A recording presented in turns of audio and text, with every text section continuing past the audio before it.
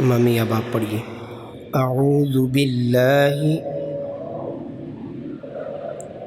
اعوذ باللہ من الشیطان الرجیم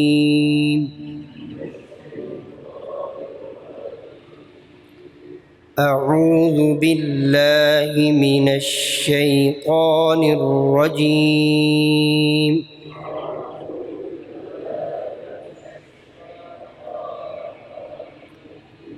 اعوذ باللہ من الشیطان الرجیم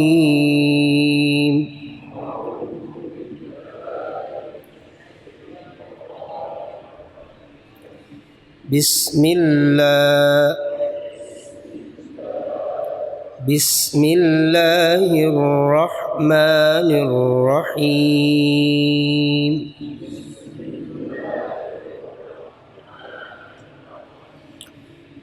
بسم اللہ الرحمن الرحیم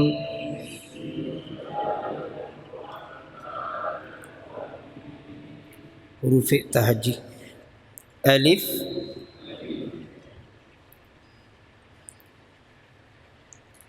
الف الف کا مخرج جوف دہن ہے، منہ کا خالی حصہ۔ با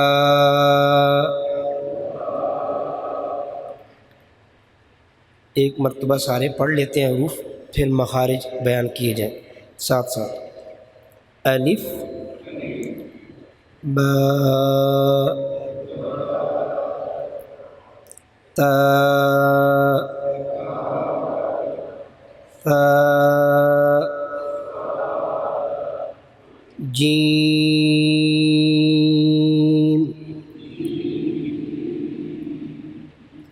حا خا دال ذال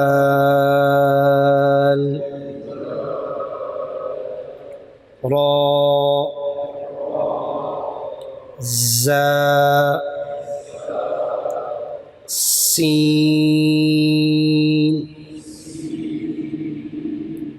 شین صاد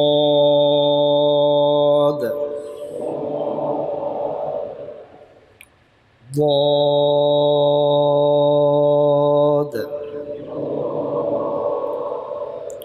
طا ظا عین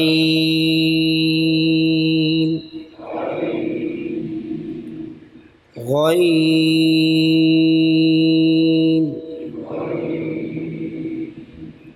فا قاف کاف لام میم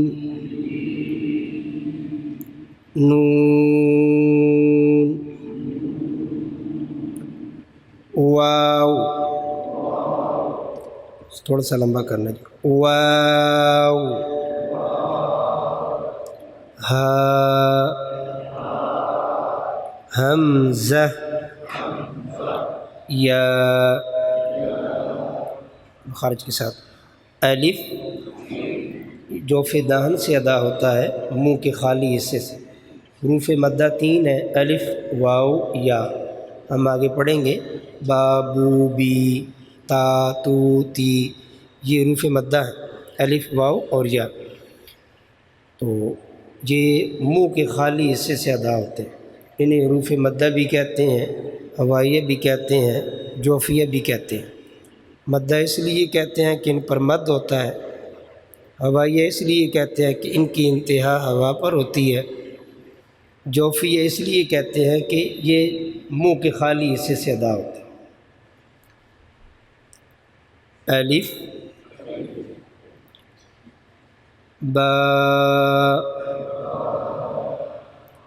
یہ دونوں ہونٹوں کی تری والا جو حصہ ہے، ہمارا عموماً جو منہ بند ہے تو یہ باہر والے جو ہونٹ ہیں یہ خشکی والا حصہ ہے، اور جو اندر منہ کے اندر والا حصہ ہے وہ تری والا حصہ ہے۔ با،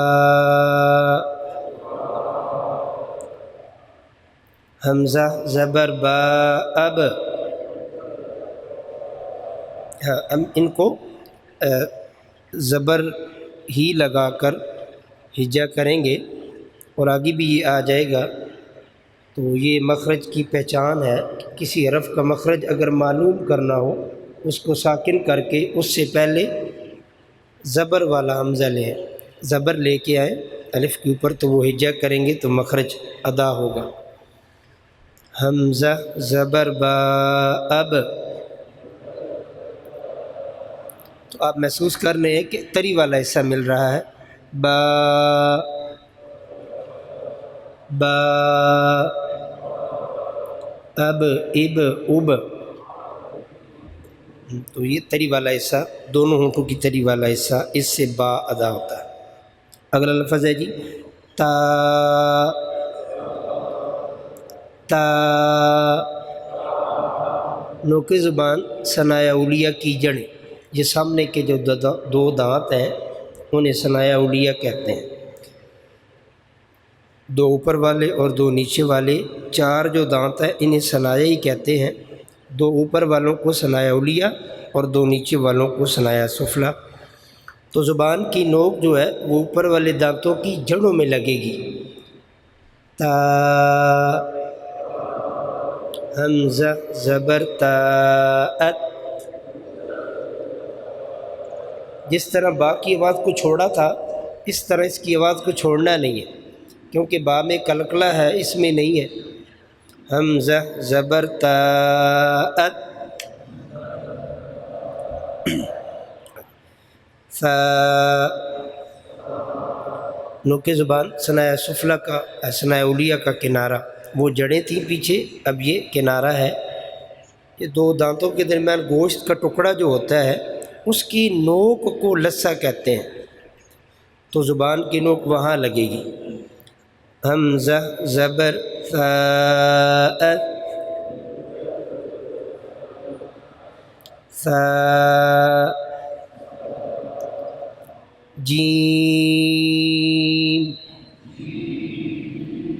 وسط زبان وسط تالو، زبان کا بھی درمیانی حصہ اور تالو کا بھی درمیانی حصہ۔ حمزہ زبر جیم اج، آپ محسوس کریں وہ درمیانی حصہ زبان کا تالو سے مل رہا ہے، اج۔ حمزہ زبر جیم اج، جیم، آپ نے حروف تہجی میں دیکھا ہوگا کہ کچھ حروف لمبے ہیں ان پر مد ہے، انہیں 6 حرفی حروف کہتے ہیں، تو قاعدے پر دی ہوئی ہیں، مد اوپر لگی ہوئی ہے، تو اسی ترتیب سے آپ نے یاد کرنا ہے۔ جیم،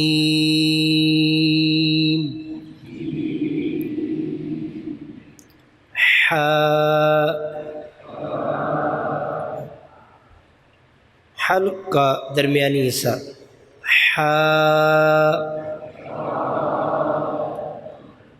حمزہ زبر حا اح، اس میں آواز جاری رہے گی، سلو ہو جائے گی، جاری رہتے ہوئے سلو، صفت ہمز کی وجہ سے۔ حا اح، خا،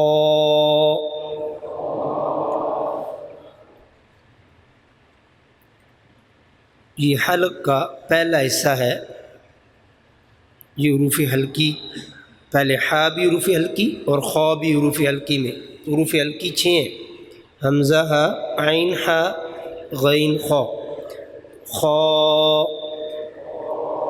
ادنی حلق، منہ کی جانب والا حصہ، یہ ہمارا حلق ہے، سمجھیں، یہ جو گلا ہے یہ حلق کا نیچے والا جو حصہ ہے، اس سے حمزہ ہا ادا ہوتے ہیں، حمزہ ہا،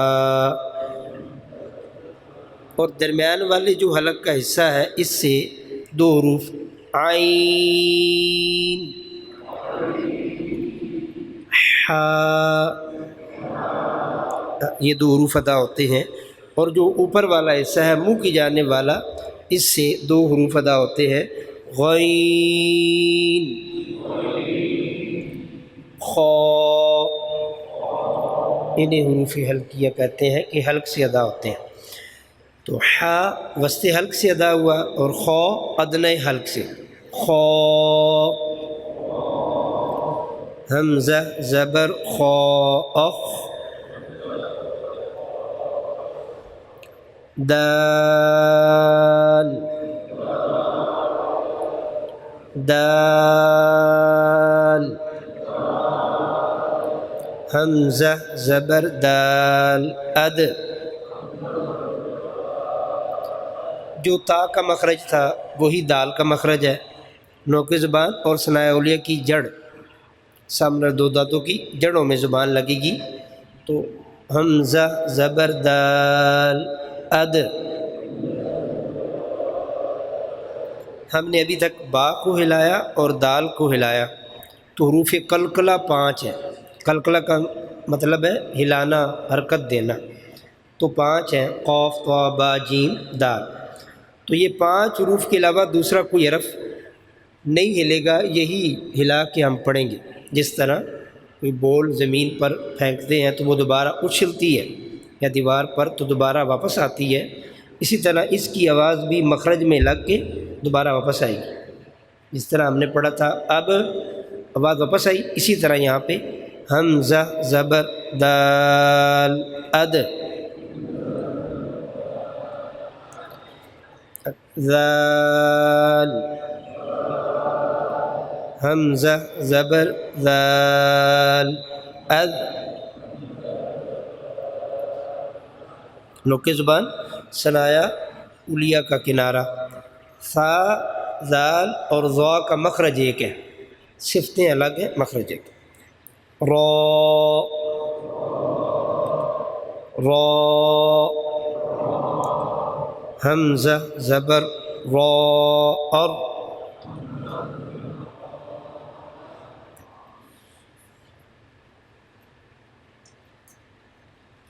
زبان کا ہلکا سا وہ جو نوک ہے اس کو الٹا کرنا ہے اور سامنے والے دانتوں سے وہ لگے گی۔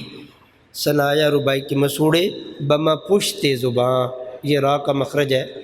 ثنایا رباعی کے مسوڑے، یہ سامنے والے دو دانتوں کو ثنایا کہتے ہیں، ساتھ والا ایک ادھر اور ایک ادھر، اسی طرح ایک ادھر نیچے اور ایک ادھر نیچے، اسے رباعی کہتے ہیں۔ تو ثنایا رباعی کے مسوڑے بما پشت زباں، را، حمزہ زبر را، اور حقیقت میں اس کے اندر تکرار ہے، اور یہ تکرار ہے لیکن اس سے بچنا ہے ہم نے، اور بچنا ضروری ہے۔ تو کلام میں جب بھی را آئے گا تو تکرار نہیں ہونا، ایک مرتبہ ہی حمزہ زبر را، اور زا، سین، شین، صاد،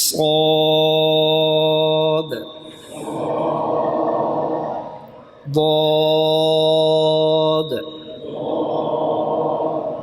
طا، ظا، عین، غین، فا، قاف، کاف، لام، میم، نون، واو، ہا، حمزہ، یا، کچھ انشاءاللہ کل بتائیں گے مخرج ساتھ، اور یہ تختی جو پہلی ہے اس کو روزانہ ایک مرتبہ ہم پڑھیں گے، تو اس کی پریکٹس ہوتی رہے گی، ساتھ ہم نے آگے بھی چلنا ہے اور اس کو انشاءاللہ کمپلیٹ کرنا ہے۔ قاعدہ نمبر 3 حرکات کی وضاحت آپ صفحہ نمبر 7 دیکھیے۔ تو یہ حرکات کے بیان میں کچھ لکھا ہے قبلہ حضرت صاحب نے۔ تو حرکات جو ہے وہ حرکت کی جمع ہے۔ تجوید و قرات میں زبر زیر پیش کو جو ہے وہ حرکات کہتے ہیں۔ حرکات و سکنات کی اشکال نیچے دیکھیے، نیچے لکھا جی زبر، سیدھی لائن کھینچی ہوئی ہے اور اس کے اوپر چھوٹی سی لائن ہے سیدھی، زبر۔ اسی طرح یہ حرف کے اوپر ہوتی ہے، اگر یہی نیچے آ جائے گی تو زیر ہے۔ آگے دیکھیے، وہ لائن کا مطلب ہے حرف، مطلب حرف کی نیچے آئے گی، حرف کی اوپر آئے گی، تو اوپر آئے گی تو زبر، نیچے آئے گی تو زیر، اور پیش آنکھ والی یہ بھی اوپر ہی ہوتی ہے۔ فتح انفتاح فم اور صوت کے ساتھ زبر ادا ہوتا ہے، کسرہ انخفاض فم اور صوت کے ساتھ ادا ہوتا ہے، ضمہ ان ضمام شفتین کے ساتھ ادا ہوتا ہے۔ یعنی کہ زبر کو جب ادا کریں گے تو منہ اور آواز سیدھی رہے گی، با زبر با، تا زبر تا، تو سیدھی آواز ہے۔ تو زیر کو تو کسرہ، زیر کو کسرہ کہتے ہیں، زیر بھی کہتے ہیں، تو کسرہ انخفاض فم اور صوت کے ساتھ آواز کو نیچے کی طرف اور منہ کو بھی ہلکا سا نیچے کی طرف گرا، با زیر بھی، با زیر بھی۔ اسی طرح ضمہ انضمام شفتین، ہونٹوں کو گول کرنے سے پیش ادا ہوتی ہے، اور ہونٹوں کو گول کرنے سے ہی واؤ بھی ادا ہوتی ہے۔ با پیش بو، ہاں جی، اس کی آگے تختی وہ آ رہی ہے تو ہم انشاءاللہ پریکٹس کریں گے۔ اس کے بعد ہے جی کھڑا زبر، کھڑی زیر اور الٹا پیش، الف کی طرح چھوٹا، حرف کے اوپر چھوٹا سا الف ڈالا ہوتا ہے، اوپر ہو تو کھڑا زبر ہے، نیچے ہو تو کھڑی زیر ہے، اور وہ الٹا ہو تو وہ الٹا پیش ہے۔ یہ آپ کی آسانی کے لیے دیا ہوا ہے۔ اگر ہم ایک زبر ایک زیر ایک پیش کو تھوڑا سا لمبا کریں گے تو وہ کھڑا زبر کھڑی زیر الٹا پیش بن جائے گا۔ تو ہم نے ایک زبر ایک زیر ایک پیش کو لمبا نہیں کرنا۔ اگر دیکھیں نا، با زبر با ہے، با زبر با، با زیر بی، با پیش بو، اگر تھوڑا سا لمبا کر دیں گے تو کھڑی زبر ہو جائے گی، کھڑی زیر ہو جائے گی، با زبر با۔ تو یہ نہیں کرنا، زبر ہے تو اس کو لمبا نہیں کرنا، اور کھڑی زیر اور کھڑا زبر ہے تو اس کو لمبا کرنا ہے۔ جیسے با کھڑا زبر با، با کھڑی زیر بی، با الٹا پیش بو۔ آگے انشاءاللہ پڑھتے ہیں۔ اس کے بعد دیکھیے دو زبر دو زیر دو پیش ہیں، تو دو لائنیں اوپر آ گئی، دو لائنیں نیچے تو زیریں، اسی طرح سیدھا پیش اور الٹا پیش دونوں یہاں پہ جمع کر کے وہ دو پیشیں ہیں۔ آگے حرکت ہے جزم، اسے سکون کہتے ہیں، ساکن، جو حرف ساکن ہو اس کے اوپر جزم لگاتے ہیں، ملایا جاتا ہے اس کا۔ اس کے بعد ہے جی شد، تین ٹنڈوں والی، اسے کہتے ہیں جی شد۔ یہ پیچھے والا حرف جو پہلے اس سے ہو اس کو اور اس کو ملا دیا جاتا ہے، حمزہ زبر با، اب با زبر با، اب با۔ تو اس شد کا مطلب یہ ہوتا ہے کہ جس حرف پر یہ آ جائے اسے تھوڑا سا دیر کر کے پڑھنا۔ آگے جی چھوٹا مد، چھوٹا مد مطلب مد منفصل، اور اس کے بعد بڑا مد ہے، اس سے مراد مد متصل۔ انشاءاللہ یہ بھی اسباق آگے آ جائے گی۔ صفحہ نمبر 8 نکالیے، اس کی 3-4 لائنوں کی مشق ہم کر لیتے ہیں۔ الف ہے اور الف کے اوپر زبر ہے، الف کے نیچے زیر ہے، الف کے اوپر پیش ہے، جزم ہے، کھڑا زبر ہے، کھڑی زیر ہے، الٹا پیش، تو پھر وہ الف نہیں رہتا، وہ حمزہ ہو جاتا ہے۔ الف ہمیشہ خالی ہوتا ہے، الف ہمیشہ جی خالی ہوتا ہے۔ اب تو بزرگ لوگ بھی بیٹھے ہیں، تو جب پرانے استاد، پہلے والے استاد جب پٹی قاعدہ پڑھاتے تھے تو وہ کہتے تھے الف خالی، با کے نیچے ایک نقطہ، تو بتا دیا تھا کہ الف جہاں پہ آئے گا تو خالی ہی ہوگا، اور الف کے اوپر اگر حرکت آ گئی تو وہ الف نہیں رہے گا، وہ حمزہ ہو جائے گا۔ اب اسے ہم پڑھیں گے جی حمزہ، حمزہ زبر ا، جھٹکا نہ لگے لیکن لمبا بھی نہ ہو، حمزہ زیر ای، حمزہ پیش او، اب تینوں کے ہجے کیا، اب تینوں کو ملانا ہے، ا ای او، با زبر با، با زیر بی، با پیش بو، با بی بو، تھوڑا سا لمبا ہوگا، تھوڑا سا کم، با بی بو، تا زبر تا، تا زیر تی، تا پیش تو، تا تی تو۔ یہاں پہ پریکٹس کروانے کا مقصد یہ ہے کہ آگے آپ کھڑی زبر اور زبر میں فرق کر سکیں، کھڑی زیر اور زبر زیر میں فرق ہو جائے، الٹا پیش اور پیش میں فرق ہو جائے، یہ مقصد ہے۔ فا زبر فا، فا زیر تی، فا پیش ثو، ثا ثی ثو۔ حرف پورا پڑھنا ہے، حرکت بھی پوری پڑھ کے اس کو پھر لمبا نہیں کرنا۔ جیم زبر جا، کچھ بچے ہوتے ہیں وہ پڑھنے میں جیم زبر جا نہیں، اس کا پورا جو ہم نے پیچھے پڑھا ہے وہ لفظ پورا پڑھنا ہے، جیم زبر جا،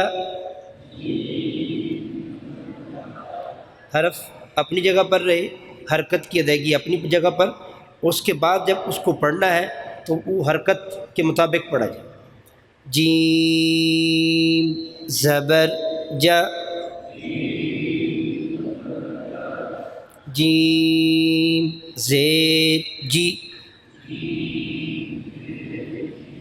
جیم پیش جو، جا جی جو،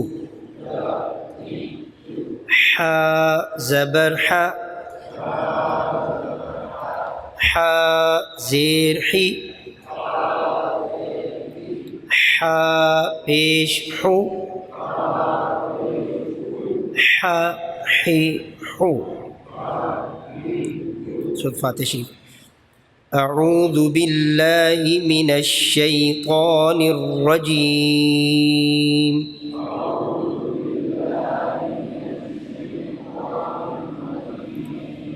بسم اللہ الرحمن الرحیم،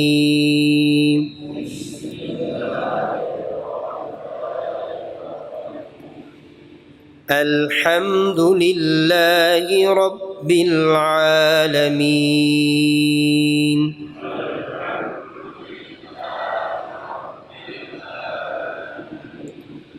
حا ہے، الحمد نہیں کہنا، الحمد، الحمد للہ رب العالمین،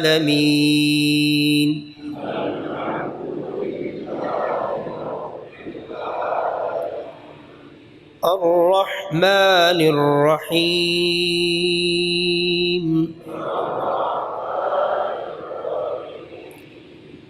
مالک یوم الدین،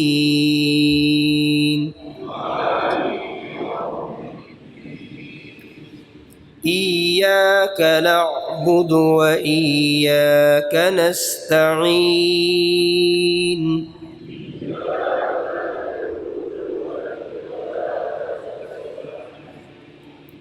اهدنا الصراط المستقيم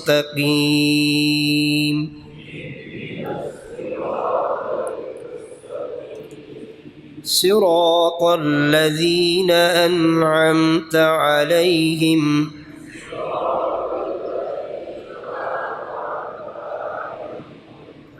انعمتا نون ہلے نہیں ورنہ وہ قلقلہ ہو جائے گا. قلقلہ 5 حروف ہیں اور ان میں نون نہیں ہے. صراط الذین انعمت علیہم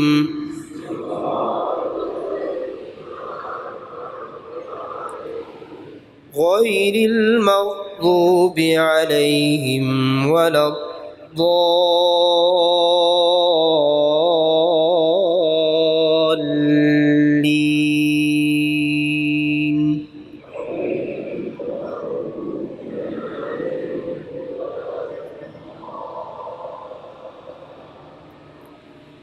صدق اللہ العظیم. بہترین طریقہ یہ ہے کہ چلتے پھرتے اٹھتے بیٹھتے حروف تہجی کی اور سورۃ فاتحہ کی مشق کرتے رہیں. اس کے اوپر زبر زیر پیش لا کے کہیں بھی جا رہے ہیں آ رہے ہیں کوئی کام کر رہے ہیں تو پڑھتے رہیں، پھر انشاءاللہ فائدہ ہوگا. السلام علیکم. نحمد اللہ تعالی ونصلی ونسلم علی رسولہ المجتبی وعلی آلہ وصحبہ وبارک وسلم دائما ابدا. اما بعد، اعوذ باللہ من الشیطان الرجیم. بسم اللہ الرحمن الرحیم.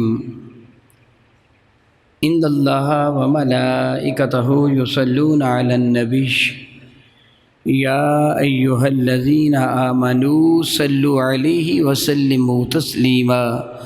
اللہم صل وسلم وبارک علی سیدنا و مولانا و نبینا محمد النبی الامی الکریم وعلی آلہ و اصحابہ اجمعین.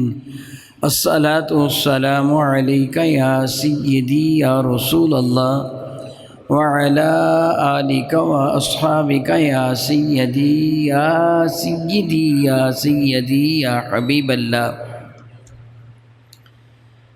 احباب کرام قدر، بحمد اللہ تعالیٰ ثم الحمد للہ تعالیٰ. اللہ تعالیٰ کا بے پایاں احسان اور کرم ہے کہ ہمیں اللہ تعالیٰ نے ایمان کی دولت عطا فرمائی. ہم یہ جو کوشش کر رہے ہیں، میں اور آپ روزانہ حاضر ہوتے ہیں، درس قرآن مجید فرقہ میں لیا جاتا ہے، تو یہ سب کچھ کس لیے کیا جاتا ہے کہ اللہ اور اس کا رسول ہم سے راضی ہو جائے. اس لیے عمل کیا جاتا ہے کہ اللہ تعالیٰ اور اس کا رسول ہم سے راضی ہو جائیں. جب اللہ تعالیٰ اور اس کا رسول ہم سے راضی ہو جائے گا، پھر دونوں جہانوں کی عزت اور عظمتیں ہمارا مقدر بن جائیں گی. پھر اللہ تعالیٰ جل وعلا دنیا میں بھی ہمیں عزت عطا فرمائے گا اور آخرت میں بھی عزت عطا فرمائے گا. ہم صاحب ایمان تبھی ہوں گے کہ جب اللہ تعالیٰ جل وعلا اور اس کے رسول کی رضا کے مطابق عمل کریں اور اللہ اور اس کے رسول کی محبت کائنات کی ساری محبتوں سے زیادہ ہمارے دل میں ہو. جس طرح ایک ایمان والے کی صفت یہ ہے، اللہ تعالیٰ قرآن کریم میں فرماتا ہے والذین آمنوا اشد حبا للہ. ایمان والا اپنے رب سے شدید ترین محبت کرتا ہے. اس آیہ بارکہ میں ابتداء رب کریم ارشاد فرماتا ہے یحبونہم کحب اللہ. کافر بھی اپنے معبودان باطلہ سے محبت کرتا ہے جس طرح اللہ سے محبت کی جاتی ہے. یعنی کافر چونکہ اپنے بتوں کو یا ان معبودان باطلہ کو لائق عبادت جانتا ہے، لائق پرستش جانتا ہے، پوجا کے لائق جانتا ہے، اس لیے اپنے تئیں وہ اس طرح محبتوں سے کرتا ہے جس طرح رب سے محبت کی جانی چاہیے. یحبونہم کحب اللہ. اللہ تعالیٰ فرماتا ہے جس طرح اللہ سے محبت کی جانی چاہیے وہ اس طرح اپنے معبودان باطلہ سے محبت کرتے ہیں. لیکن حقیقت کیا ہے؟ والذین آمنوا، وہ لوگ جو ایمان والے ہیں، اشد حبا للہ، وہ اپنے رب سے شدید ترین محبت کرتے ہیں۔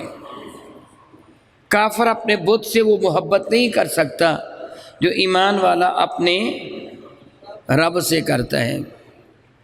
ہمارا ہمسایہ ملک بھارت، جس میں بہت سارے خبیث الاصل لوگ پائے جاتے ہیں، آپ کا علم ہے کہ بھارت کے ہندو کس کو معبود مانتے ہیں؟ گائے کو، بتوں کو۔ انہوں نے کئی بت بنا رکھے ہیں نا، ان بتوں کو اور گائے کو اپنا معبود جانتے ہیں۔ بتوں سے بھی محبت کرتے ہیں اور گائے سے بھی محبت کرتے ہیں۔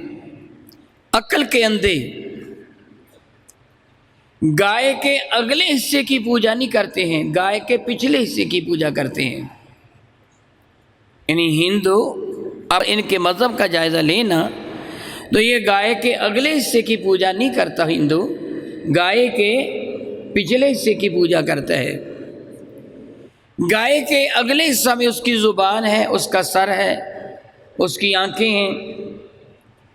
ہندوؤں کے عقیدے کے مطابق گائے بڑے دیوتا کے گھر تھی۔ کیا بھلا؟ گائے بڑے دیوتا کے گھر تھی۔ چھوٹا دیوتا آیا اور اس سے بڑے دیوتا کی بیٹی سے نازیبہ حرکت کی۔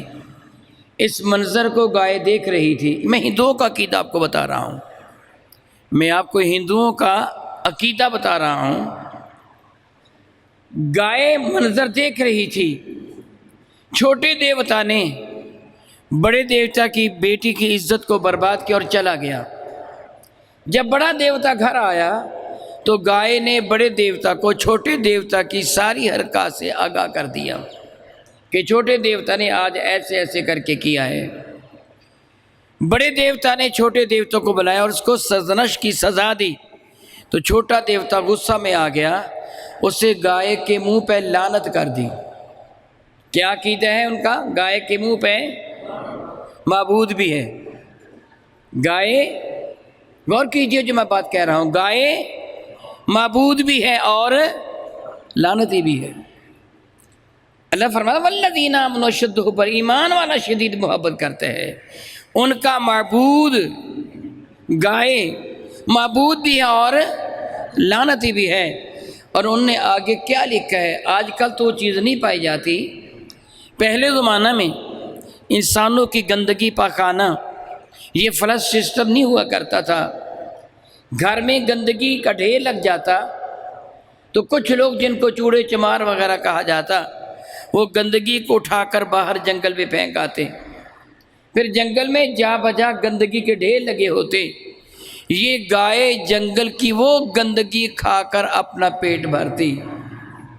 میری بات آپ کے سمجھ میں آ رہی ہے؟ ہندوؤں کا معبود کیا کھاتا؟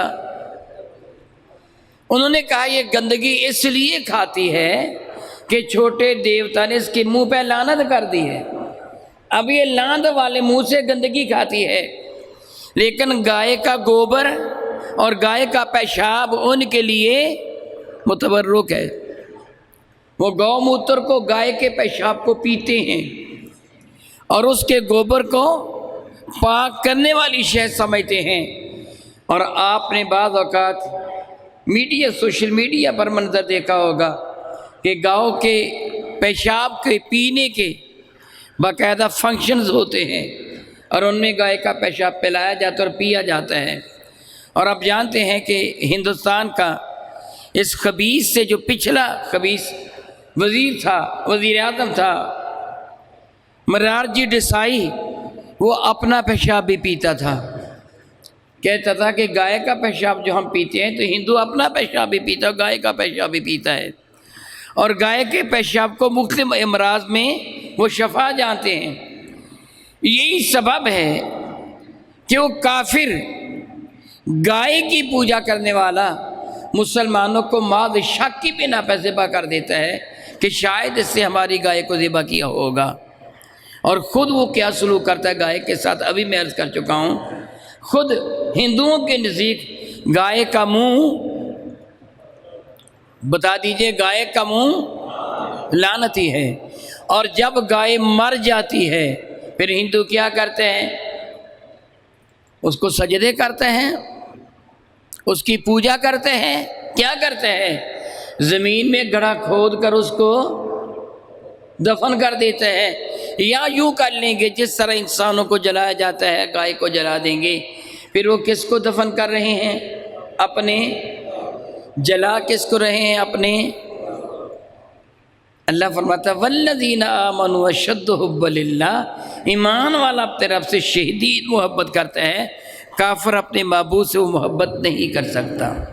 وہ باطل پرست، گائے کا پیشاب پینے والے گندے، ان خبثاء نے، آپ جانتے ہیں کہ ہمارے کریم آقا تاجدار بوجم شفیع معظم رحمت اللہ رفع اللہ شان میں گستاخیاں بکی ہیں۔ میرے گھر ٹیلی ویژن نہیں ہے، میں سوشل میڈیا بھی نہ ہونے کے برابر دیکھتا ہوں، اخبارات پڑھنے کا وقت بھی مجھے نہ ہونے کے برابر ملتا ہے۔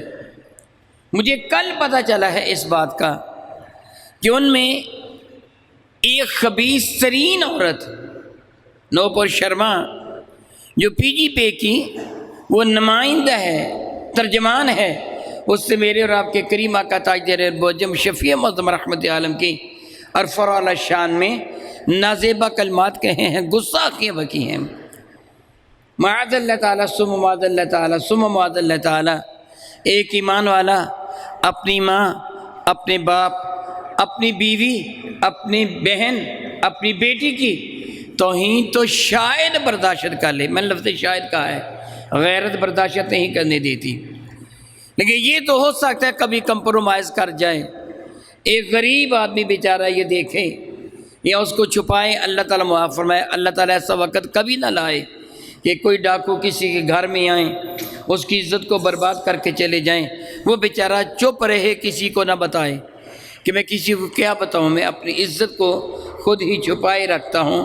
یعنی اس لیے میں نے کہا کہ معاذ اللہ ممکن ہے وہ چپ ہو جائے کہ میں معاذ اللہ تعالیٰ معاذ اللہ تعالیٰ اپنی عزت کو اجھالنا نہیں چاہتا، وہ اپنی ماں، بہن، بیٹی کی یہ توہین معاذ اللہ خون کا گھونٹ پیتے ہوئے وہ برداشت کر لیں، مگر وہ اپنے اللہ اور اپنے نبی کی توہین کبھی بھی برداشت نہیں کر سکتا۔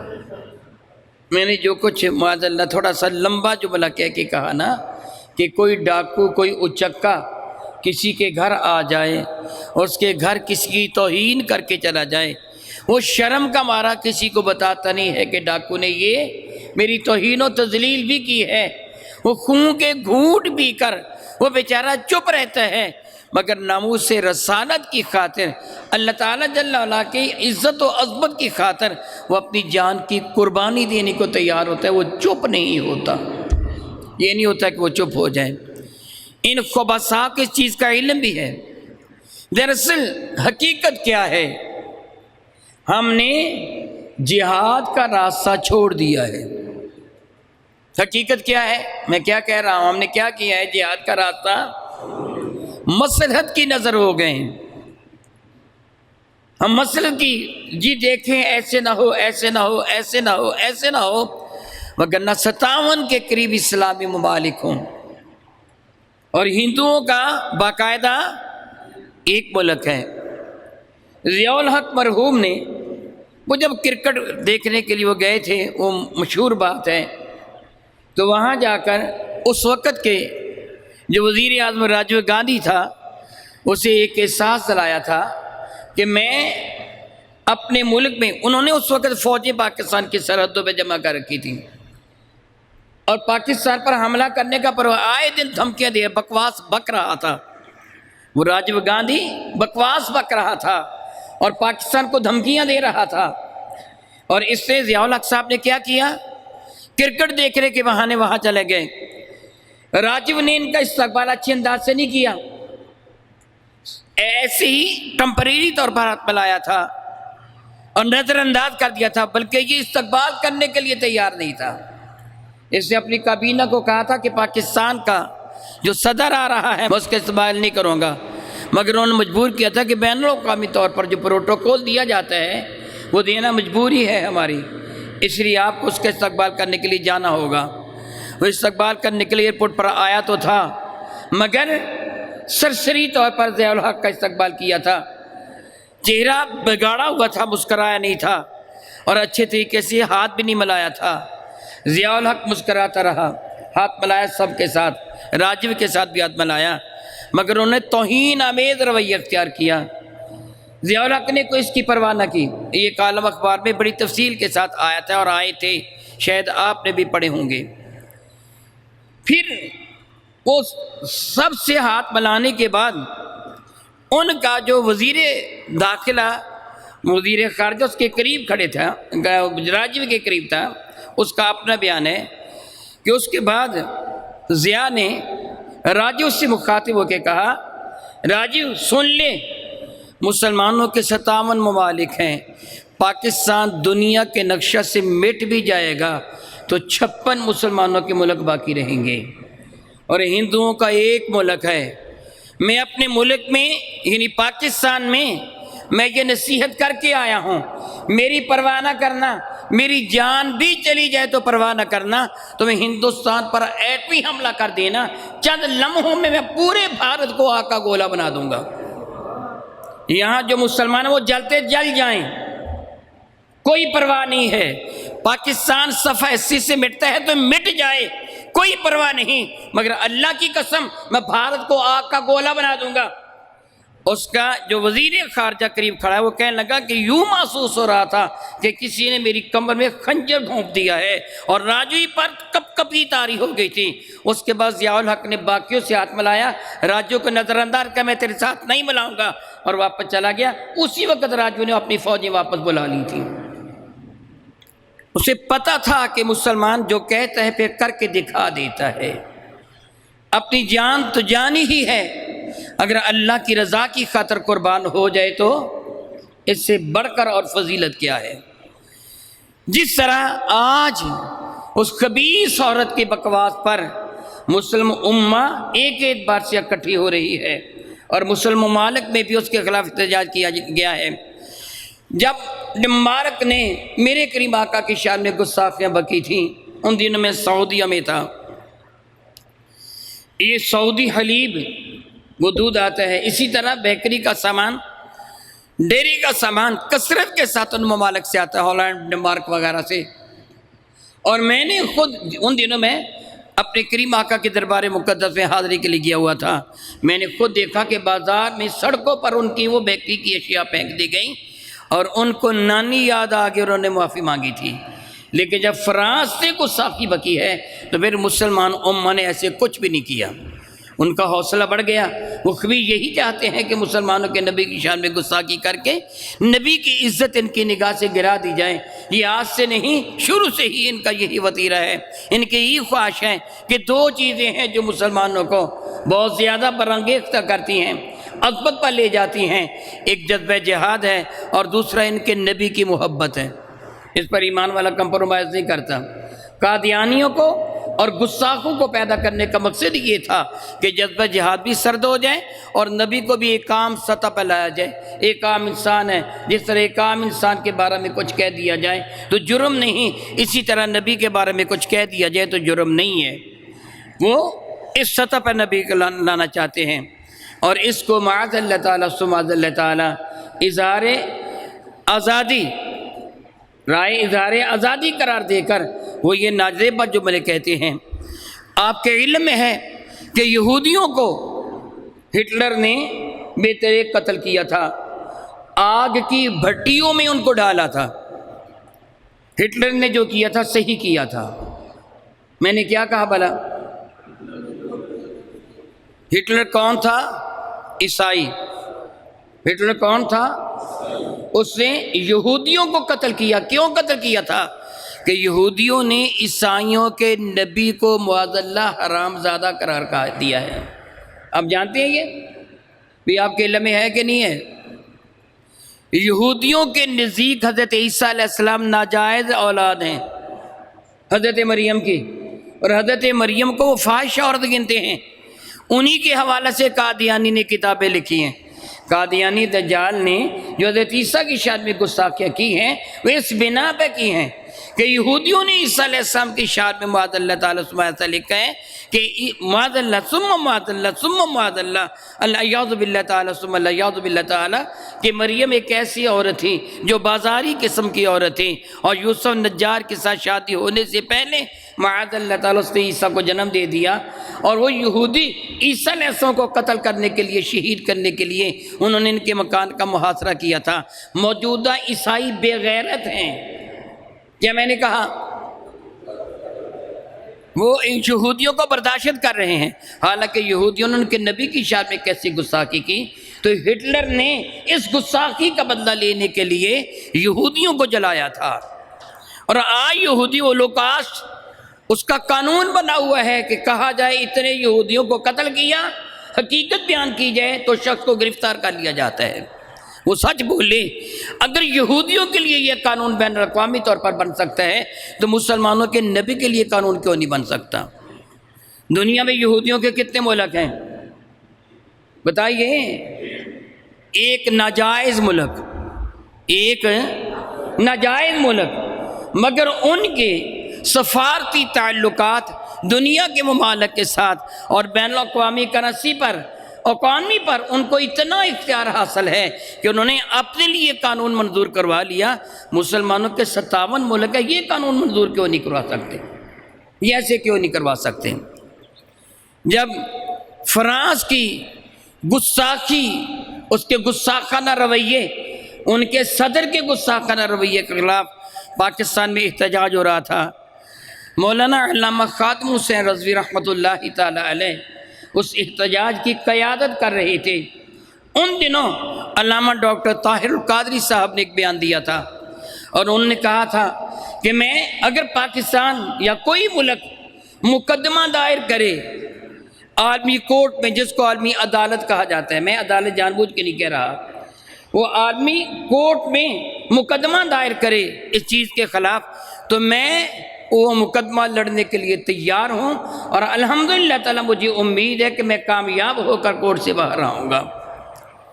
مگر شاید کیوں اسلامی ممالک کو سانپ سونگھ گیا اور کسی نے بھی مقدمہ پیش کرنے کی جرت نہیں کی۔ آج اگر یہ معاملہ ہے کہ دیگر اسلامی ممالک میں بھی الحمدللہ کچھ نہ کوئی تحریک ہے، اور پاکستان کے سبھی ادارے بشمول بیوروکریٹس، فوج، ایجنسیز اور دیگر ادارے سارے کے سارے احتجاج کر رہے ہیں۔ اسمبلی میں احتجاج ہو رہا ہے، باہر احتجاج ہو رہا ہے، ہر مسلمان کا دل دکھ رہا ہے۔ اس لیے میں یہ چاہتا ہوں، جس طرح میری عادت ہے، میں پہلے بھی اس بات پہ متعدد مرتبہ گفتگو کر چکا ہوں، اور آپ میری تائید کیجئے یا تردید کیجئے، جو حق بات ہے وہ بیان کیجئے، جو صحیح بات ہے آپ اس کی حمایت کیجئے، اگر میں غلط کہوں تو آپ میری تردید کیجئے۔ میں اس حق میں نہیں ہوں۔ انڈیا نے گستاخی کی، میں لوگوں کو ساتھ لے کر جلوس نکالوں، 2-3 دکانوں کو توڑ دوں، 3-4 جو گاڑیاں ہیں ان کو آگ لگا دوں، چند لوگوں کے موٹر سائیکل جلا دوں، میں اس حق میں کیوں نہیں ہوں؟ کہ میں جن کی دکانیں توڑوں گا وہ کون ہے؟ ہندو کے مسلمان۔ جن کی کاروں کو نظر آتش کروں گا وہ کون ہے؟ ہندو کے مسلمان۔ اس کا نقصان کسے ہوگا؟ ہندوؤں کو۔ یہی سبب ہے کہ فرانس کے صدر خبیث نے پاکستان میں جو احتجاج ہوئے تھے اس کے جواب میں کیا کہا تھا کہ دیکھو ہم نے ہزاروں کلومیٹر دور بیٹھ کر اپنا اصل ہدف حاصل کر لیا، پاکستان کو دبا کر کے رکھ دیا ہے۔ وہ قتل و غارت گری کا بازار پاکستان میں گرم ہوا، فرانس کو اس کا کیا فائدہ یا نقصان ہوا؟ کوئی نقصان ہوا فرانس کو؟ بلکہ کیا ہوا؟ نقصان کس کا ہوا؟ آپ کے علم میں ہوگا قیام پاکستان سے لے کے بھٹو صاحب کے زمانے تک، ان کے زمانے میں بھی ختم نبوت کے موضوع پہ گفتگو ہوئی، جلوس نکلے۔ سکندر مرزا کے زمانہ میں 10,000 سے زیادہ ایمان والے صرف لاہور میں قتل کر دیے گئے تھے، اور انہوں نے قادیانوں نے قتل کیے تھے، اور انہوں نے قادیانوں کے خلاف جلوس نکالے تھے، بے دریغ قتل کیے گئے۔ اس وقت سے لے کے ان کو غیر مسلم اقلیت قرار دینے کے دور تک ہزاروں کی تعداد میں ایمان والے ذبح کر دیے گئے، قتل کر دیے گئے، مگر نتیجہ کچھ بھی نہیں نکلا۔ اور پھر رب کائنات جل وعلا بے شمار رحمت نازل فرمائے، قائد اہل سنت امام نورانی رحمۃ اللہ تعالی علیہ نے سنجیدگی کا مظاہرہ کرتے قدم اٹھایا اور اسمبلی کے جو ممبران تھے ان کو اپنے ساتھ ملایا اور نیشنل اسمبلی میں یہ مقدمہ پیش کیا۔ اور پھر آپ جانتے کہ ایک پتا بھی نہیں ٹوٹا، ایک گملہ بھی نہیں ٹوٹا۔ کیا ہوا؟ قادیانیوں کو غیر مسلم اقلیت تسلیم کر لیا گیا، قرار نہیں دیا گیا، وہ ہیں غیر مسلم اقلیت۔ پہلے ہم تسلیم نہیں کرتے تھے عام مسلمان کہ وہ قادیانی کافر ہیں، لیکن اس وقت ان کو کافر تسلیم کر لیا گیا۔ اور پھر ایمان سے بتائیے، پھر وہ محض جلسے جلوس نکالنے، قرارداد مذمت پیش کر کے، ہاتھ کھڑے کروا کے واہ واہ کروانا کافی ہے یا پھر باقاعدہ کو قدم اٹھانے کی ضرورت ہے؟ بتائیے بھلا، باقاعدہ قدم اٹھانے کی ضرورت ہے۔ میں نور الہدیٰ فاؤنڈیشن کی جانب سے اس خبیث عورت، پورے بھارت اور تمام گستاخوں کی شدت کے ساتھ مذمت کرتا ہوں، شدید ترین الفاظ میں مذمت کرتا ہوں۔ وہ زمانہ اب نہیں رہ گیا ہے کہ میں بارڈر کراس کروں اور جا کر اس خبیث کو واصل جہنم کروں، یا میں یہاں اعلان کروں، میری حیثیت کیا ہے کہ میں اعلان کروں کہ میں 10 لاکھ روپیہ دوں گا اس شخص کو جو اس خبیث عورت کا سر قلم کرے۔ میں اعلان کر بھی دوں تو فائدہ کیا ہوگا؟ محض اور محض ایک نام آوری ہوگی، فلاں نے جی اعلان کر دیا 10 لاکھ کا۔ میں صاحب ثروت حضرات کو یہ کہتا ہوں، ان سے ممکن ہو تو کروڑوں کا اعلان کریں اس شخص کے لیے، اس مجاہد کے لیے جو اس خبیث عورت کا سر قلم کرے گا۔ اور بین الاقوامی طور پر مسلم امہ ایک ایسا فارم قرار دیں جو لا فارم ہو، جو وکلاء اور ماہرین قوانین پر مشتمل ہو، اور وہ بین الاقوامی کورٹ میں، عدالت میں وہاں یہ مقدمہ دائر کریں، اور آئندہ ہمیشہ کے لیے ناموسات ماب کا قانون وہ پاس کروا کے یہ طے کروائے کہ آئندہ جو ملک، جو فرد بارگاہ سات ماب میں گستاخی بکے یا کسی بھی نبی کی شان میں گستاخی بکے، اس ملک کو دہشت گرد قرار دیا جائے۔ اگر وہ متعلقہ شخص کے خلاف وہ کارروائی نہ کرے، اسے قرار واقعی سزا نہ دے، اور سزا کا بھی ذکر کیا جائے کہ اس کی کم از کم سزائے موت ہونی چاہیے۔ کیا بھلا اس کی کم از کم سزائے موت ہونا چاہیے، جس طرح پاکستان میں رائج ہے اگرچہ عمل نہیں ہو رہا۔ پاکستان میں رائج ہے اگرچہ عمل نہیں ہوا، جس طرح آپ جانتے ہیں کہ آسیہ ملعونہ کو معاذ اللہ لوگ باعزت کہتے، میں بے عزت کہوں گا۔ آسیہ ملعونہ کی وجہ سے ممتاز غازی کو تو پھانسی دے دیا گیا، مگر آسیہ ملعونہ کو، بغیرت کو، بے عزت کو رہا کر دیا گیا۔ یہ ہمارے یہاں قانون بنا۔ دراصل بات یہ ہے، ہم مسلمان اپنی مرضی کے مالک ہیں ہی نہیں ہیں۔ میں کبھی سیاست پہ حصہ نہیں لیتا، اس لیے سیاست پہ حصہ نہیں لیتا، مجھے پتہ ہے کہ ہمارے ملک کی سیاست، ہمارے ملک کے سیاستدانوں کے ہاتھوں میں نہیں ہے، یہودیوں اور عیسائیوں کے ہاتھوں میں ہے، امریکہ کے ہاتھوں میں ہے۔ وہ اشارہ دیتے ہیں تو وہی کچھ ہوتا ہے۔ تو میں کس کی حمایت کروں؟ کافروں کے حامیوں کی حمایت کروں، یہودیوں کے ایجنٹوں کی حمایت کروں، عیسائیوں کے ایجنٹوں کی حمایت کروں، امریکہ کے گماشتوں کی حمایت کروں؟ میں اس سے گریز کرتا ہوں، میں اس سے اس لیے نہیں لیتا۔ لیکن میں یہ ضرور کہوں گا کہ پاکستان بحمد اللہ تعالی اسلام کے نام پر مارز وجود میں آیا۔ دنیا کی یاد رکھیے، دو مملکتیں ایسی ہیں جو اسلام کے نام پر مارز وجود میں آئی۔ ایک مملکت مدینہ طیبہ ہے اور دوسری مملکت پاکستان ہے۔ ایک مدینہ طیبہ ہے اور دوسرا پاکستان ہے۔ اس کے سوا کوئی بھی ملک مذہب اسلام کے نام پر مارز وجود میں نہیں آیا۔ یہودیت کے نام پر ایک ملک مارز وجود میں ہے جس کا نام اسرائیل ہے، یہ 3 مذہب کے نام پر ہیں۔ اسلام کے نام پر یہ 2 ملک ہیں۔ پہلا کیا ہے؟ مدینہ منورہ، حجاز مقدس، اور دوسرا کیا ہے؟ پاکستان۔ اس لیے میں پاکستان کے ارباب اختیار کو یہ گزارش کروں گا کہ وہ اپنا کردار ادا کریں۔ کیا بولا؟ وہ اپنا کردار ادا کریں۔ اگر سعودیہ والے، موجودہ سعودیہ والے اگر امریکہ کے گماشتے بنے ہوئے ہیں اور اسرائیل کے لیے وہ اپنے دل و آنکھوں کو وہ فراش راہ بنائے ہوئے ہیں، تو کم از کم دیگر اسلامی ممالک کو، ترکیہ کو، ایران کو اور دیگر اسلامی ممالک کو ساتھ ملا کر وہ بین الاقوامی کورٹ میں مقدمہ دائر کریں اور کوشش کریں، جس طرح میں پہلے کہہ چکا ہوں کہ اگر اس سلسلہ میں فنڈز کی ضرورت ہو کہ جو ماہرین قوانین ہائر کیے جائیں گے ان کے لیے فنڈ بھی دینا ہوگا، تو بحمد اللہ تعالیٰ یہ عبد ناچیز اپنی طرف سے اور اپنے ادارے کی طرف سے اپنا حصہ ڈھالنے کے لیے تیار ہے۔ وہ خبیث لوگ جو اللہ تعالیٰ جل اور اس کے رسول کی گستاخی کرنے والے ہیں ان کو قرار واقعی سزا دی جائے۔ اس سلسلہ میں نے ایک بیان تحریر کیا ہے، آپ سماعت فرما لیجئے۔ بی جے پی کی ترجمان خبیث الاصل عورت نوپر شرما نے بارگاہ اقدس میں بدترین جو گستاخی کی ہے، ہم بحیثیت مسلمان اس کی جانے والی ہرزہ ثنائی کی شدید ترین الفاظ میں مذمت کرتے ہیں۔ آپ بتائیے مذمت کرتے ہیں؟ ہاتھ کھڑا کر کے بتائیے مذمت کرتے ہیں؟ اب کیا مطالبہ کرتے کہ اس کو سزائے موت دی جائے، اسے سزائے موت دی جائے، اسے سزائے موت دی جائے۔ میں نے جو اپنا بیان جاری کیا ہے اس سماعت فرما لیجئے۔ ہم بحیثیت مسلمان اس کی جانے والی ہرزہ سرائی کی شدید ترین الفاظ میں مذمت کرتے ہیں اور اسے ناقابل معافی جرم قرار دیتے ہیں۔ کہ وہ یہ کہے جی کہ میں معافی مانگتی ہوں۔ بعض حضرات کہتے ہیں کہ مودی اس کی مذمت کرے، ہمیں مذمت کی ضرورت نہیں، سزا کی ضرورت ہے۔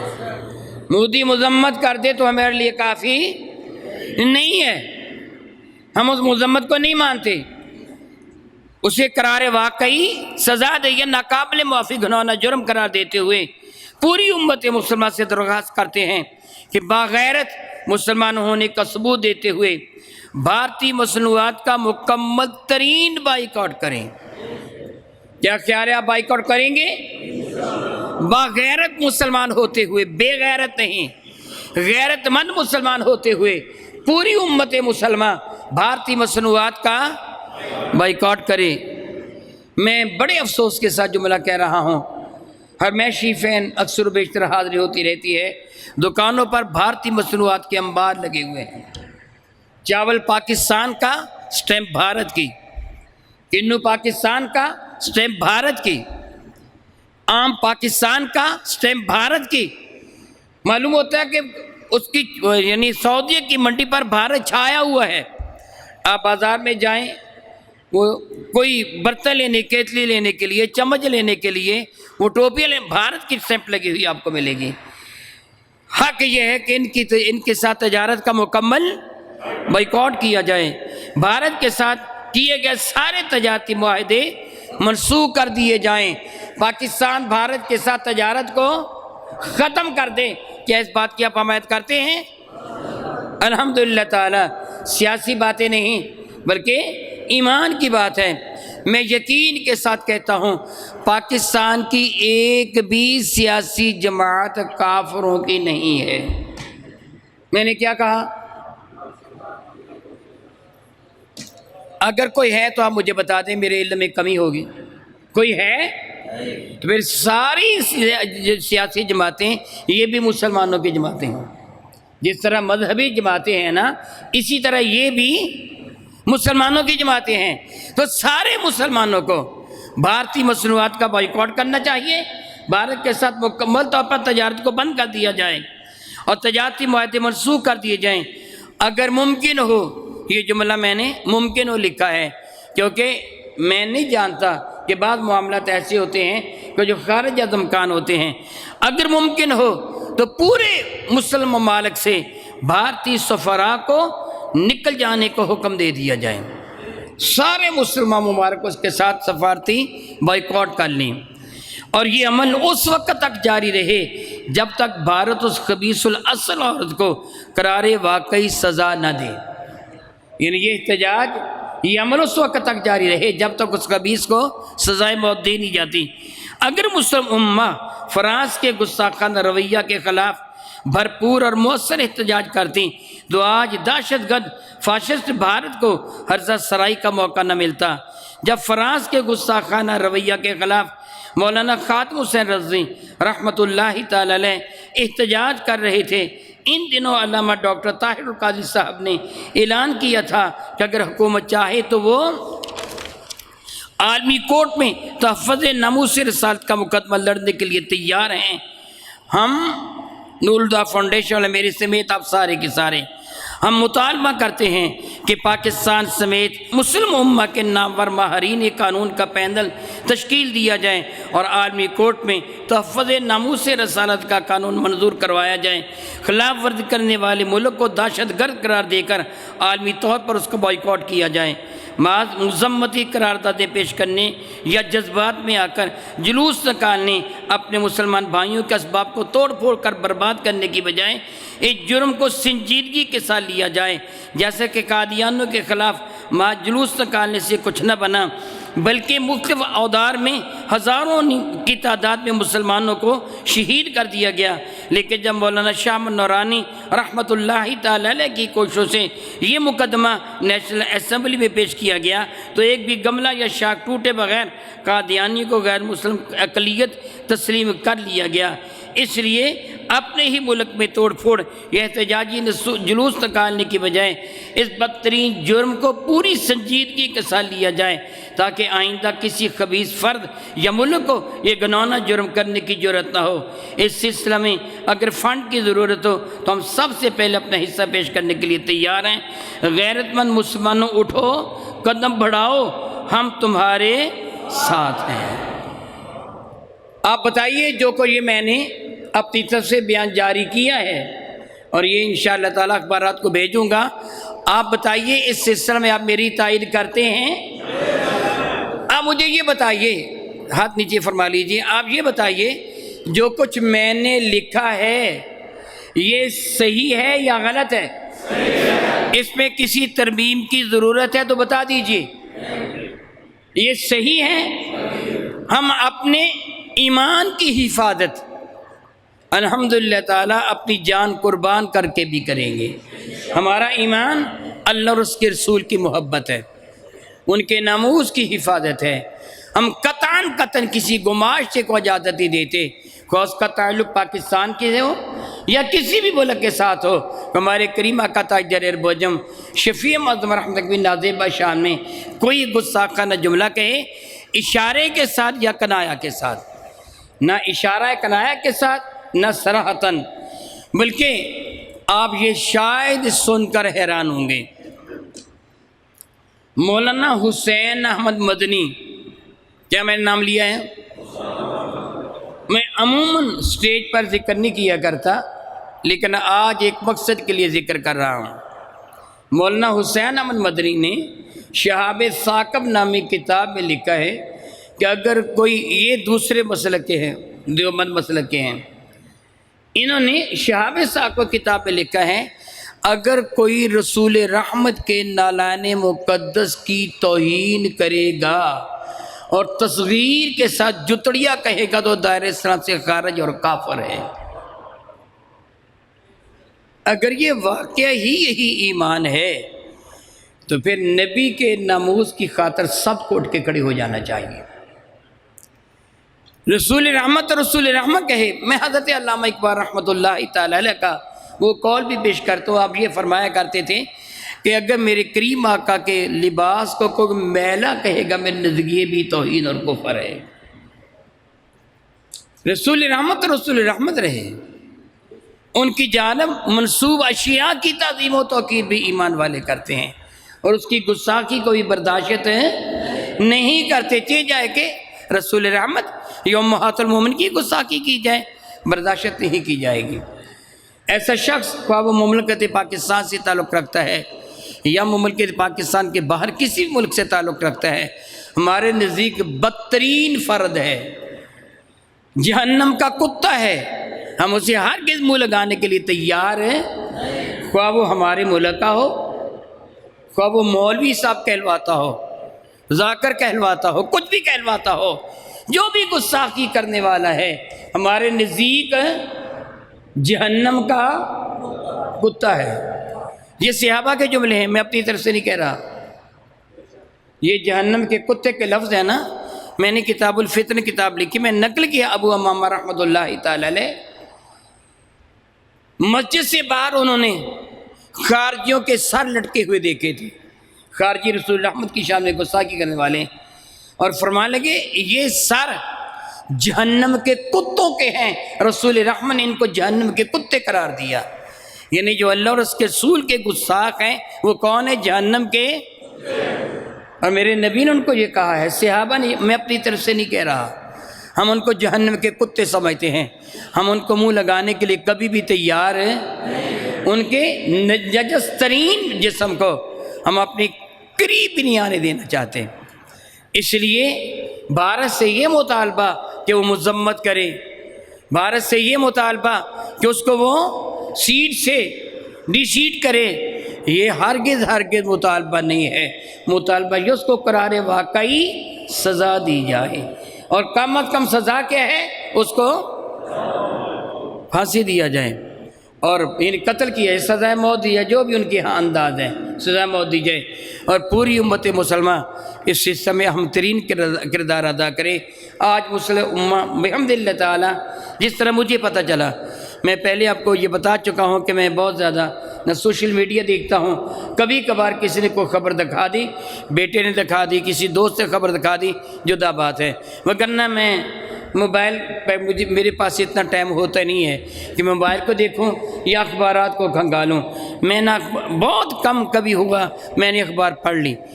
آج بھی میرے چھوٹے بھائی اخبار لے کے گھر آئے تھے، میں نے موٹی سرخی ہی پڑھی تھی کہ پاکستان نے شدید احتجاج کیا اور مسلم امہ نے بھی احتجاج کیا ہے وغیرہ وغیرہ، تو اسی لیے میں نے کہا کہ بحمد اللہ تعالی معلوم ہوتا ہے کہ پوری امت مسلمہ اب بیدار ہو رہی ہے۔ کیا بلا؟ اس کو نظر انداز اپنا کیا جائے، بلکہ آپ احتجاج کریں، ضرور میں بھی احتجاج ہی کر رہا ہوں، احتجاج کریں، مگر احتجاج اتنا اعلیٰ کریں اس پہ مسلمانوں کا نقصان نہ ہو۔ ریلی نکالیں، بڑی خوشی کے ساتھ نکالیں، میں بھی ریلی نکالتا ہوں، بھلا کیا میں بھی ریلی کس دن بھلا؟ ربیع الاول کی 12 تاریخ کو نکالتا ہوں نا ریلی، اسی چیز کو کوئی ریلی کہتے ہیں، کوئی جلوس کہتے ہیں، نکالتا ہوں نا، مگر اس ریلی میں کوئی بھی تشدد، اس لیے اس کی قیادت بھی خود کرتا ہوں۔ ریلی نکالیں، لیکن خیال رکھیں عام ریلیوں میں خبیث اور شر پسند لوگ جو شامل کر دیے جاتے ہیں، جان بوجھ کے شامل کر دیے جاتے ہیں تاکہ ریلی کو پرتشدد بنا دیا جائے۔ اس لیے گریز کریں کہ کوئی ایسا شخص اس میں شامل نہ ہو جائے کہ جو توڑ پھوڑ کرنے والا ہو۔ وہ خود، مجھے یاد ہے، اچھی طرح یاد ہے کہ ہمارے ایک نامور عالم دین جناب محترم المقام مفتی محمد حسین رحمۃ اللہ تعالی نعیمی، انہوں نے کبھی ریلی نکالی تھی اور خبیث لوگوں نے اس ریلی میں شامل ہو کر کچھ موٹر سائیکلوں کو آگ لگا دی تھی، تو مقدمہ علامہ صاحب کے خلاف درج ہوا تھا۔ خبیث لوگ شرارت کرتے ہیں، ان کا مقصد یہ ہوتا ہے کہ یہ دینی جماعتیں بدنام ہو جائیں، اس لیے اس میں شدید احتیاط کی ضرورت ہوتی ہے، شدید احتیاط کی ضرورت ہوتی ہے کہ ریلی کو نکالا جائے مگر ایسے لوگ ساتھ شامل ہونے سے روکے جائیں، یا خود اپنی فورس موجود ہو، کوئی ایسا شخص شرارت کرنے والا ملے اس کو وہیں پکڑ لیا جائے اور اس کو پولیس کے حوالے کیا جائے تاکہ ریلی والے تو بدنام نہ ہوں۔ آپ ریلی نکالیں، احتجاج کریں، مگر پرتشدد نہیں، مناسب انداز میں آپ ضرور احتجاج کریں اور تحریک چلائیں جس طرح بھی ہو سکتا ہے۔ پوری عالم اسلام کو اس چیز کی ضرورت بھی ہے کہ اللہ رب العزت جل اور اس کے محبوب مکرم کی رضا کی خاطر آج موقع ہے قانون منظور کروانے کا۔ سارے مسلمان اکٹھے ہیں۔ میں دعا کرتا ہوں رب کائنات میرے کریمہ کا تاجدار اربوجم شفیع معظم رحمت اللہ کے صدقہ سے ہماری جان ناموس مصطفیٰ پر قربان کرنے کی ہمیں توفیق عطا فرمائے۔ یہی عزت ہے، یہی عظمت ہے، دونوں جہاں کی زندگی ہے۔ اللہ اور اس کے رسول کی راہ میں اگر جان قربان ہو گئی تو میرا اللہ فرماتے ہیں وَلَا تَحْسَبَنَّ الَّذِينَ قُتِلُوا فِي سَبِيلِ اللَّهِ أَمْوَاتًا، پھر یہ موت نہیں، یہ ہمیشہ کی زندگی ہے۔ اگر اللہ اور اس کے رسول کے نام پر ہماری جان قربان ہو جائے تو یہ ہمیشہ کی زندگی ہے۔ مرنا ہے، مرنا ہے، ہسپتال میں مر جائیں، اپنے گھر میں بیڈ پہ مر جائیں، سڑک پر ایکسیڈنٹ سے مر جائیں، معاذ اللہ کسی طرح بھی مر جائیں، بہترین مرنا کیا ہے؟ اللہ اور اس کے رسول کے نام پر اپنی جان کو قربان کریں۔ مگر یہ یاد رکھیں اے ایمان والے، تیری جان بہت قیمتی ہے، بہت قیمتی ہے۔ ایسے ہی جان کو قربان نہ کرنا، اس کے بدلے میں بہت کچھ حاصل کر کے قربان کرنا۔ یہ نہیں کہ معمولی سی بات پر تو معاذ اللہ تعالیٰ ایسی حرکت کر کے اپنے آپ کو موت کے حوالے کر دے، فائدہ کچھ بھی نہ ہو۔ نہیں، تو ایک ایمان والا ہے، اعلیٰ ترین تیری عزت ہے۔ تیرے اللہ اور تیرے نبی نے تیرا مرتبہ اتنا بلند فرمایا ہے کہ میرے نبی نے حرم کعبہ کو فرمایا تھا کہ تجھ سے ایک ایمان والے کی عزت زیادہ ہے۔ اپنی جان کو، قیمتی جان کو قربان کر اور اس کی قیمت یوں وصول کر، ہزاروں کافروں کو واصل پہ جہنم کر کے اپنے آپ کو قربان کر۔ یہ ہونا چاہیے۔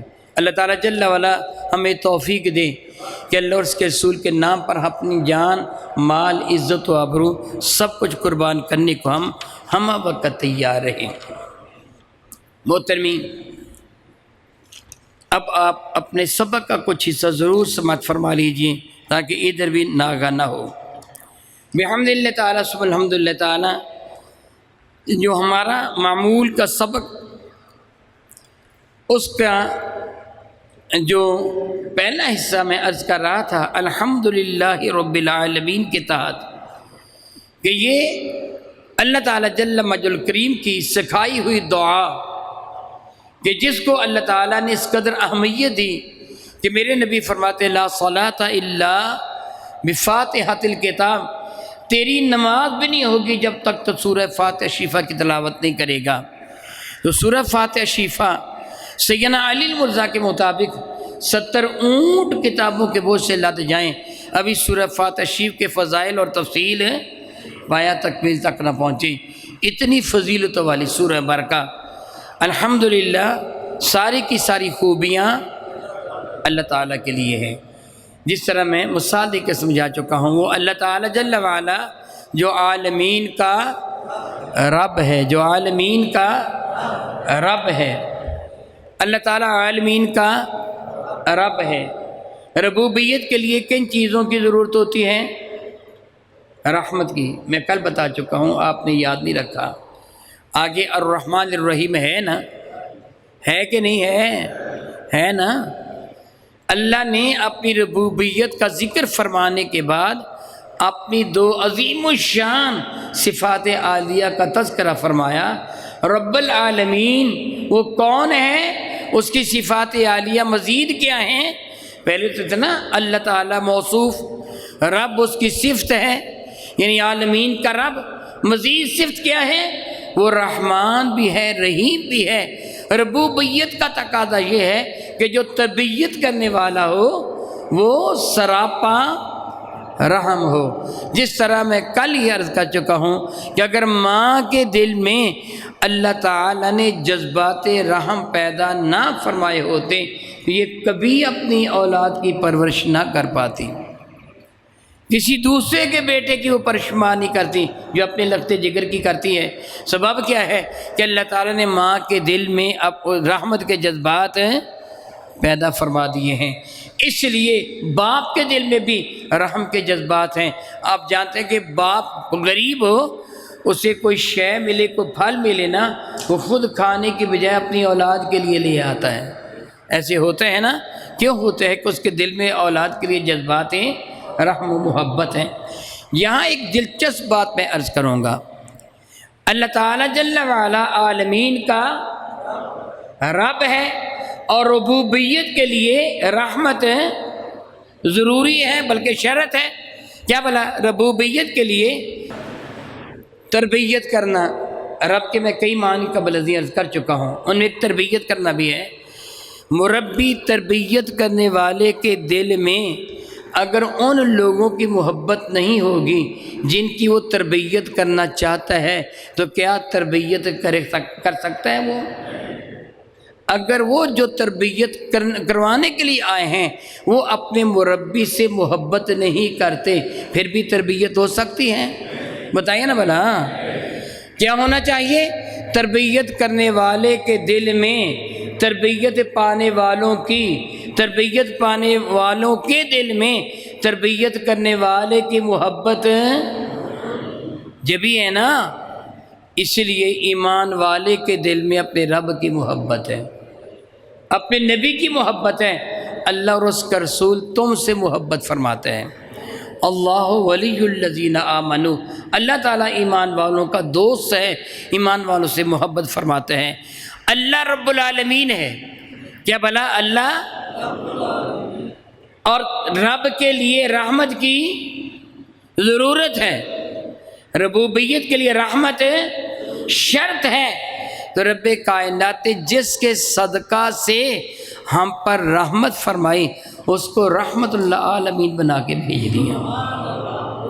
ان کو وہ خود کیا ہے؟ رب العالمین، خود کیا ہے؟ رب العالمین، محبوب کو کیا بنا دیا؟ یہاں ایک دلچسپ بات میں عرض کرتا ہوں، ختم شریف دیتے ہیں نا ہمارے بزرگوں نے، کچھ آیات مبارکہ کو ترتیب دیا، ختم شریف دیتے ہیں نا، وہ کیا پڑھتے ہیں؟ ان رحمت اللہ، ہاں بتا دیجئے، ان رحمت اللہ، ماشاءاللہ سب کو یاد ہے، ختم دیتے ہو یا نہ دیتے ہو سنتے تو ہیں نا۔ کیا ہے بھلا ان رحمت اللہ؟ معنی کیا بنتا ہے؟ انا بادشاہ و شبہ سے بالا تر ہے، رحمت اللہ جو اللہ کی رحمت ہے، قریب نکرہ کا صیغہ ہے، بہت ہی قریب ہے، ہر نہجہ ہر لحاظ سے قریب ہے، اس پہ تخصیص نہیں ہے، نکرہ ہے، ہر اعتبار سے قریب ہے، ہر سمت سے قریب ہے، ہر جہت سے قریب ہے، نکرہ کا یہی مفاد ہوتا ہے۔ ان رحمت اللہ قریب من المحسنین کا کیا معنی ہوتا ہے جی؟ نیکی کرنے والے، احسان نیکی ہے نا، نیکی کن کی قبول ہے؟ کافروں کی؟ پھر کون؟ یوں ترجمہ کیجئے کہ اللہ کی رحمت قریب ہے ایمان والے نیکوکاروں کے، یہی معنی کریں گے نا، مفہوم یہی بنے گا نا، محسنین احسان نیکی کرنے والے، اور نیکی کن کی قبول ہے؟ ایمان والوں کی۔ تو پھر اللہ کی رحمت قریب ہے نیکی کرنے والے ایمان والوں کے، ان الذین آمنوا وعملوا الصالحات، وہ لوگ جو ایمان لائے اور نیک اعمال کیے وہ کیا بنے؟ محسنین۔ اللہ کی رحمت قریب ہے ایمان والوں کے۔ اگلا جملہ کیا ہے بھلا؟ وہ ختم شریف کا اگلا جملہ کیا ہے؟ وما ارسلناک، پہلا کیا ہے؟ پہلی آیت برکہ کیا ہے؟ ان رحمت اللہ قریب من المحسنین، اور اگلی آیت برکہ وما ارسلناک الا رحمت للعالمین، اے محبوب تم کو اللہ نے کائنات کے لیے بنایا رحمت، اور رحمت ایمان والوں کے، پھر میرے نبی ایمان والوں کے جی۔ معلوم نہیں کھانا سامنے رکھ کے ختم شریف دینا کیوں بدعت کہا جا رہا ہے؟ کیوں کہتے جی ختم شریف نہ دو نہ دو نہ دو نہ دو، ٹھیک ہے باقی کچھ پڑھ لو، ختم شریف نہ پڑھ لو۔ دراصل اس میں بتایا جاتا ہے کہ رب کی رحمت ایمان والوں کے قریب ہے اور میرے نبی رب کی رحمت ہیں، تو گویا حضور ایمان والوں کے قریب ہے۔ وما ارسلناک الا رحمت للعالمین، اور ہم نے آپ کو نہیں بھیجا مگر عالمین کے لیے رحمت بنا کر۔ تو جن کے صدقہ سے رب نے رحمت فرمانا تھی ان کو رحمت العالمین بنا دیا۔ تو اللہ تعالیٰ نے اپنی صفات عالیہ کا تذکرہ فرمایا، وہ رحمان ہے، رحیم ہے، اور وہ کس قدر قدرتوں والا ہے، کتنی قدرت والا ہے۔ آج ایک شخص جرم کر کے ادھر ادھر بھاگ جاتا ہے، وہ کسی کے قبضہ میں نہیں آتا، اس کو سزا دینا مشکل ہوتی ہے کہ مفرور مجرم ہوتا ہے، اس کو تلاش کرنا پڑتا ہے۔ میرا اللہ فرماتا ہے کہ میں قادر مطلقوں کو میرے حضور سے بھاگ نہیں سکتا۔ جب وہ قیامت کی عدالت لگے گی نا، اللہ تعالیٰ تو دنیا میں بھی کوئی نہیں بھاگ سکتا، ممکن ہی نہیں ہے، یہ تو تصور ہی نہیں ہے نا کہ کوئی کہیں جا سکے۔ مجھے ضمناً یہاں سیدنا موسیٰ کلیم اللہ کے زمانے کا ایک واقعہ حقائق یاد آئی، بنی اسرائیل کے زمانے کی۔ میں نے پڑھی کہ بنی اسرائیل کے زمانہ میں ایک شخص تھا کہ جو عبادت گزار تھا مگر وہ گناہ گار بھی تھا۔ ایسے ہوتے ہیں نا کہ یہ عبادت گزار بھی ہوتے ہیں، گناہ گار بھی ہوتے ہیں۔ تو اللہ تعالیٰ نے وقت کے جو نبی تھے ان کی جانب وحی نازل فرمائی، اسے جا کے کہہ تو گناہ گار ہے، عبادت کرتے ہیں، مجھے تیری عبادت کی ضرورت ہی نہ عبادت کر، میں نہیں قبول کرتا تیری عبادت کو، تیری باقی کوتاہیاں بہت زیادہ ہیں۔ اللہ کے نبی نے اسے یہ اطلاع دے دی۔ چند دن کے بعد ان کا گزر اس جانب سے ہوا، وہ پہلے سے بھی زیادہ عبادت کر رہا تھا۔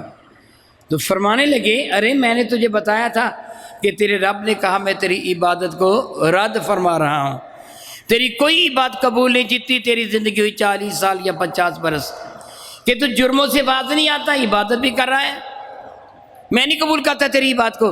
رب کائنات تیری عبادت کو مردود قرار دیا اور تو پہلے سے بھی زیادہ کر رہا ہے۔ وہ رو پڑا، اس نبی سے کہنے لگے، حضور دراصل بات یہ ہے کہ اگر اس اللہ کے سوا کوئی اور اللہ ہوتا تو میں وہاں چلا جاتا، اگر اس کی بادشاہت کے سوا کوئی اور بادشاہت ہوتی میں اس کو چھوڑ کر وہاں چلا جاتا، اگر اس معبود کے سوا کائنات میں کوئی اور معبود ہوتا میں اس کو چھوڑ کر اس کی بات کر لیتا، کروں تو کیا کروں، کائنات میں معبود بھی صرف یہی ہے، ساری کائنات کا مالک بھی صرف یہی ہے، میں کہیں بھی بھاگ کے جاؤں گا اس کے ملک سے باہر نہیں جا سکتا، میں بس عبادت کرتا رہوں گا، وہ قبول کرے اس کی مرضی، نہ قبول کرے اس کی مرضی۔ رب کائنات اس نبی کی جانب وحی نازل فرمائی، اسے کہہ دو میں نے تیری پہلی بھی قبول فرما لی ہے۔ یہ سن کر اس پہ اتنا اثر ہوا کہ اس نے اپنے گناہوں سے سچے دل کے ساتھ توبہ کر لی۔ تو کائنات ہستی میں ہے ہی وہ اللہ، کو بھاگ کے جائے گا کہاں؟ لیکن اس نے فرمایا کہ وہ دن جو یوم الدین ہے نا، جزا و سزا کا دن ہے، اس دن تم سارے کے سارے کشا میرے حضور حاضر ہوگے۔ پھر وہ مالک یوم الدین، وہ جزا کے دن کا، وہ قیامت کے دن کا مالک ہے۔ الحمدللہ تعالیٰ ثم الحمدللہ تعالیٰ، ایمان والا یقین کامل رکھتا ہے، اس کا یہ عقیدہ ہے۔ بھلا ایمان والے کا عقیدہ کیا ہے؟ اللہ تعالیٰ قیامت کے دن کا، آج کا بھی اور قیامت کا بھی، مگر آج ہمارا حساب و کتاب لیا نہیں جاتا۔ کیا بھلا آج ہمارا حساب و کتاب لیا اور قیامت کو؟ اس لیے قیامت کا خصوصیت کے ساتھ ذکر کیا نا، آج نہیں لیا جاتا، قیامت کو لیا جائے گا۔ یہ ہمارا یقین ہے کہ نہیں؟ ایمان ہے کہ نہیں؟ پھر ہم گناہ کیوں کرتے ہیں؟ اگر ہمارا یہ عقیدہ ہے، ایمان ہے، پھر جرم کیوں کرتے ہیں؟ چور بازاری کیوں کرتے ہیں؟ دھوکہ دہی کیوں کرتے ہیں؟ ہمارا تو بنیادی عقیدہ ہی یہ ہے کہ جو ہم کر رہے ہیں قیامت کے دن ہمیں اس کا حساب دینا ہوگا۔ اگر یہ چیز ہمیں یاد ہو جائے تو ہماری زندگی کے کتنے مسائل ہیں وہ سلجھ جائیں گے، ہم صراط مستقیم پہ آ جائیں گے، کتنی الجھنوں کا مداوع ہو جائے گا۔ اگر ہمارا یہ یقین کامل ہو جائے کہ ہمیں اپنے رب کے حضور حاضر ہو کر اپنی کرتوتوں کا حساب دینا ہے کہ وہ مالک یوم الدین ہے، کہ وہ مالک یوم الدین ہے، جزا کے دن کا مالک ہے، اور ہمیں اس کے حضور ہو کر اپنی کرتوتوں کا حساب دینا ہے۔ نیکوکاروں کو وہ جنت عطا فرمائے گا، بدکاروں کے لیے جہنم کی آگ ہوگی۔ اے کاش اس آیت مبارکہ پہ ہمارا کامل ترین ایمان آ جائے تو ہم کتنے گناہوں سے آج خود بچ جائیں گے۔ دعا کرتا ہوں رب کائنات میرے کریم آقا رسول اللہ کے صدقہ سے ہمیں حقائق کو سمجھنے اور عمل کی توفیق و ہمت عطا فرمائے، آمین۔